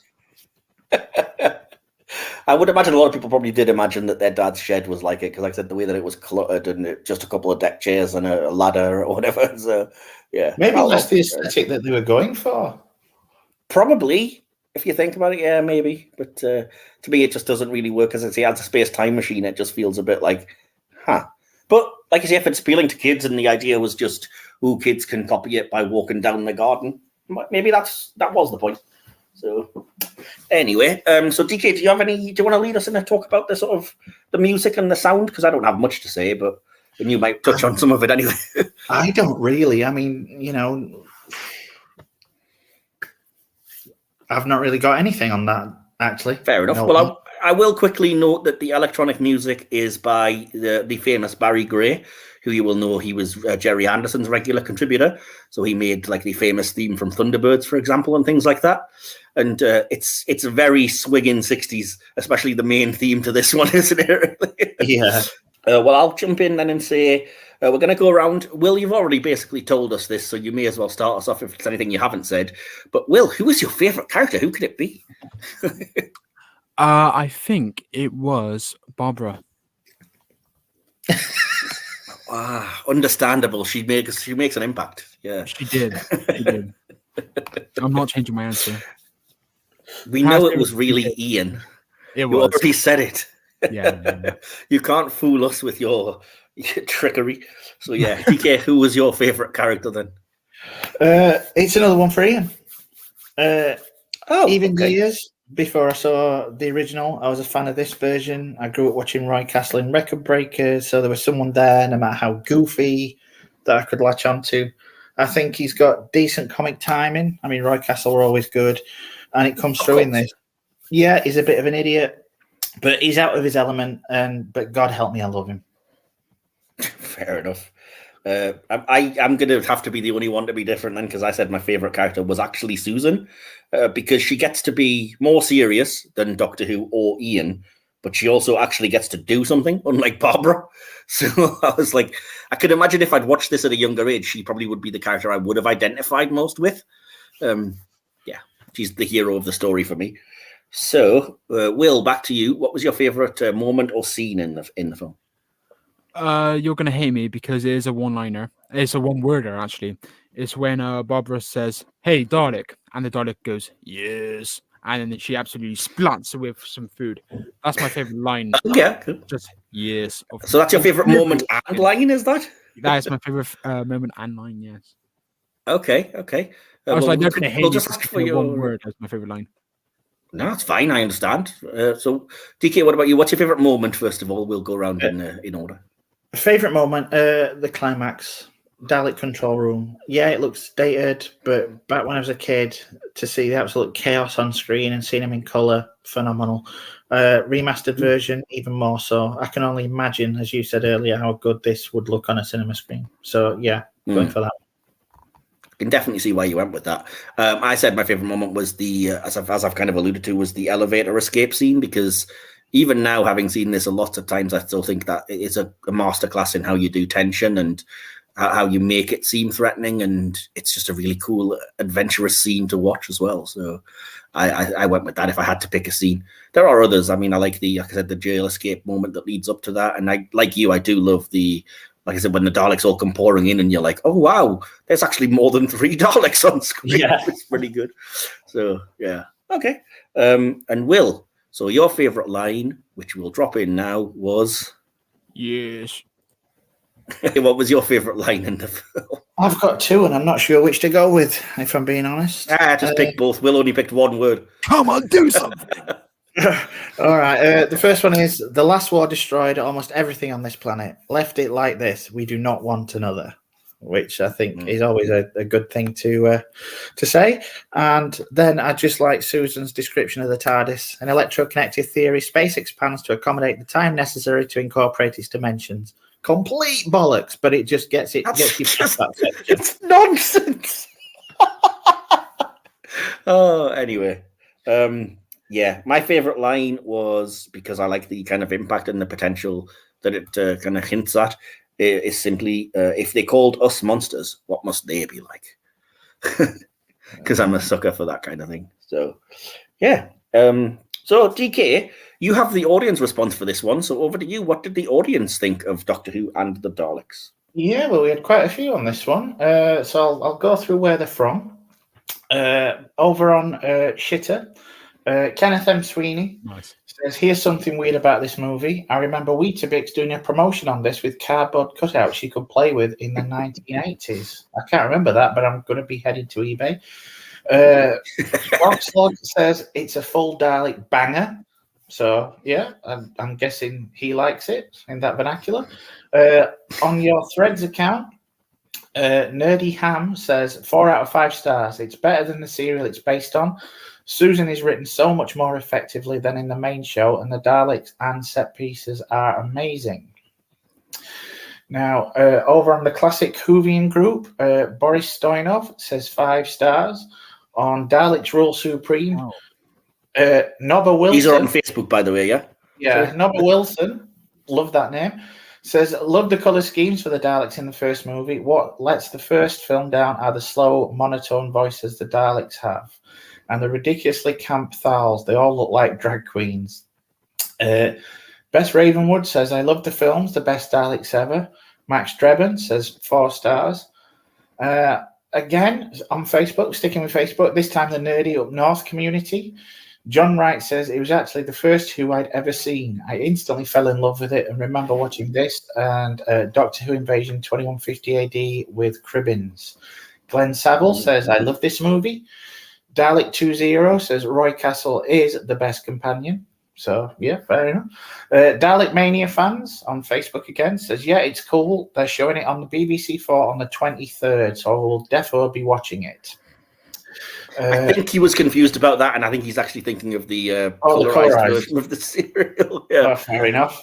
Again, from Daleks Rule Supreme, James Curran says, retrovision or hindsight is a wonderful thing, but to a kid in the 1960s, in brackets me, at 10 years old, who had only until then ever seen a Dalek in black and white, this movie was brilliant. As for the Thals looking like drag queens, most kids back then wouldn't have understood or cared less. The Doctor Who 1963 to 2023 group on Facebook, Tim Moon says it's enjoyable in many ways, though hard to get over its lack of links to the TV version. Cushing is a great Doctor, but that TARDIS interior is awful. I think we'd have to disagree there, Tim. Yeah, again on your threads, Jen Gregory says, finally saw both on the big screen last year. They're both fantastic films, in my humble opinion. Watched them so much as a kid. Again, Nerdy Up North community says, I saw both of the Cushing movies in the 70s as a pre-teen and thought they were both great romps. As an adult, they still have their charm despite the cheap effects and oft comedic acting. A solid 4, they did what they intended to do. Sticking with Facebook. The main Nerdy Up North account, was it, sorry? Yeah, that was the Nerdy Up North.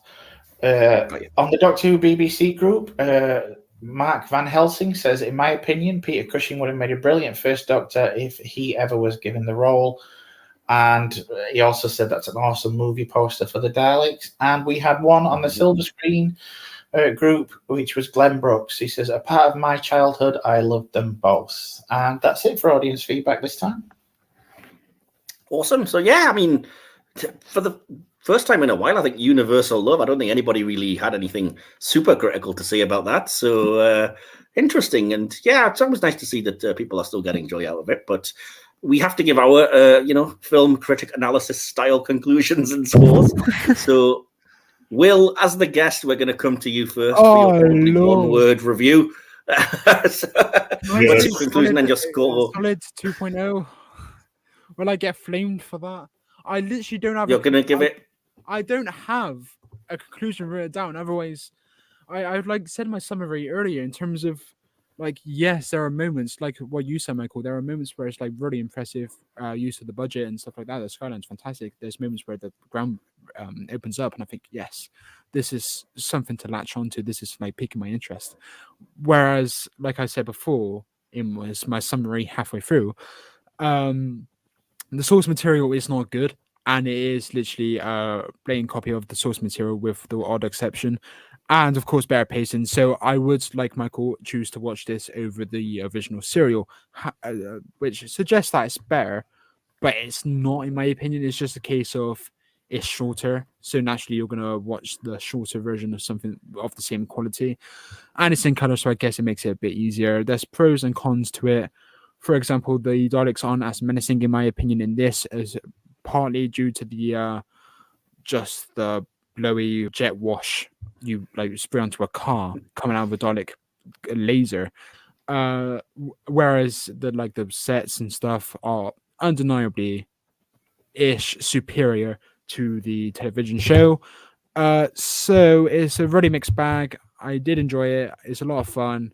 I saw one Letterboxd review said it's awful, but I love it, and that's how I kind of conclude as well. It's a 2.5 out of 5 for me, middle of the road, and it's got the same rating as the original serial, even though it doesn't have 1.5 serials of them just jumping over the cavern, crevice, or whatever the hell you call it. So yeah. Mixed bag. Okay, so DK, then over to you for your opinion and your score out of 5. It brings back so many memories in sitting in front of the TV as a kid and watching this repeatedly. Even when it wasn't on TV, it was one of those you used to rent from the video store every so often. It was practically on a loop. Looking at it with today's eyes, though, beautiful as it is, it doesn't quite hold up. It's very much of its time. So with obviously with all that entails. And it has its fair share of pacing issues, with a lull during Act 2 that, if not careful, can trigger narcolepsy. I'll be honest, I'm one of those that prefers the sequel. In my opinion, it's staged much better and has a lot more action. Plus, as much as I love Roy Castle, Bernard Cribbins, dude. Having said that, I still have a great fondness for this one. It's bright, it's colourful, it shows what you can do with a concept when you have a budget. I mean, yeah, now it looks dated, but back in the day. I do like Cushing's interpretation of the character. The supporting cast, Roberta Tovey especially, is decent enough, and it's just a romp. Well, as much of a romp as a nuclear wasteland can be. It's no longer something I can watch on a loop, so it doesn't hold up as well as it could have, but I still have those fond memories of it. Rose-tinted spectacles and all. And I'm now tempted to look up those further adventure books, so that's something. Regardless, Cushing made a good Doctor, and it's just a shame we never got much more out of him to see him grow. I'm going to give it 3.5 out of 5. Okay, and you will be looking for those Weetabix cards. Those Weetabix cards and those continuing adventures books. I'm all up for that. Awesome, that's fair enough. So, my conclusion then, I just said I hadn't quite remembered just how slavishly this copies the plot of the TV serial, although the fact that it condenses 7 25-minute episodes into under 90 minutes, telling the exact same story, really shows how overblown and plodding that initial serial is. As a result, I'd say I probably find this movie a little bit more enjoyable, certainly a much easier rewatch. As well as being breezier, there is some cheeky, quirky comedy courtesy of Roy Castle that does up the sense of fun, if you like that kind of thing. On the negative side, the characters are understandably barely developed, especially when compared to the regulars of a TV show. I'll also never understand the need for seemingly perfunctory changes like the human Doctor Who and his 2 granddaughters. But worst of all are the voices of the Daleks, who seem to think that you must pronounce every syllable slowly and robotically. Yeah, I don't love that. We know the reasons why, but it's still great at times. There's also random flashing lights on Daleks, which we've mentioned, who aren't talking. And I personally still much prefer the TV show Dalek designs, I would say, overall. Sorry not to disagree, DK. There's a nice sort of colourful 50s and 60s sci-fi movie feel, though, and very definite charm. As a final thought, I'm not sure if the film, enjoyable as it is, justifies existing when it's such a close copy of something else. But having said that, it does improve on it in some places. It's fun, but I wouldn't call it essential viewing. And I also gave it 3.5 out of 5, DK. So adding those scores together, we'll add them together, we divide it by 3, which gives Doctor Who and the Daleks a final score of 3.16 out of 5. So 3 stars, yeah. I mean, not that bad. I mean, it's one of the lower scores we've had for a while, I think, but certainly not bad. And as I said, I think you can get the impression there.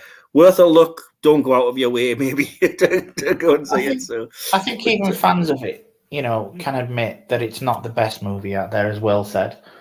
But yeah, I think it's more a nostalgia trip than anything else.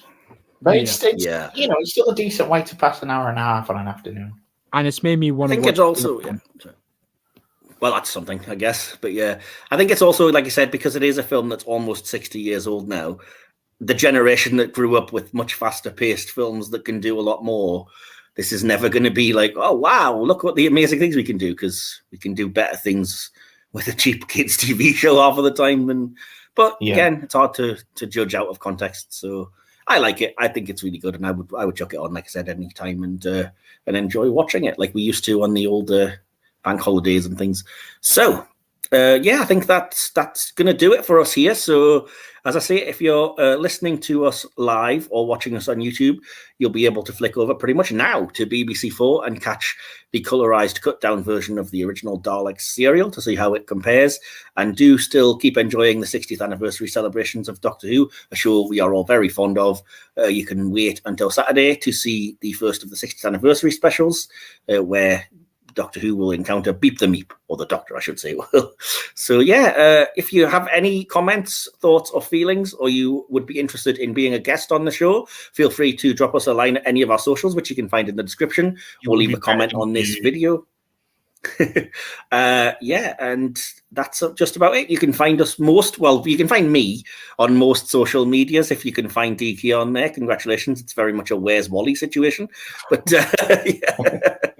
But yeah. So DK, did you have anything you wanted to shout out where people can find you incidentally? Nah.